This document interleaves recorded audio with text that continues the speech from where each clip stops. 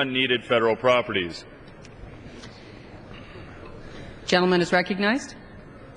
Madam Chairman, I originally planned on offering an amendment to cut the General Services Administration's budget to force it to sell unneeded federal properties. My purpose was to get GSA's attention and compel it to stop wasting billions of dollars on federal buildings we no longer need or barely use.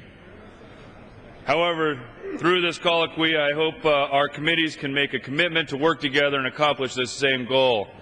Just last week, I held my subcommittee's first hearing in a freezing cold, vacant federal building on Pennsylvania Avenue. The building sits on one of the most famous streets in America, within walking distance of the U.S. Capitol and the White House. Yet it's been empty for over a decade and loses over $6 million in taxpayer money each year. I'm sad to say there are buildings like this across the entire nation. According to GAO, federal agencies reported over 45,000 underutilized buildings that cost $1.66 billion annually to operate and maintain. At GSA's current rate of disposal, it will take over 800 years to get rid of excess and surplus properties.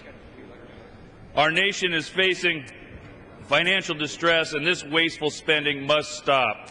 GSA needs to get serious about selling wasteful properties. To date, GSA has failed to provide my office with detailed information about the federal government's inventory of properties.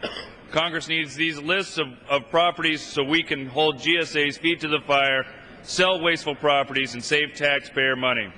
Madam Chairman, I would greatly appreciate your commitment to work with our committee on the following items: to compel GSA to provide detailed property lists of unneeded or money-losing properties to our committees, as well as an inclusive list of the entire asset inventory under its jurisdiction.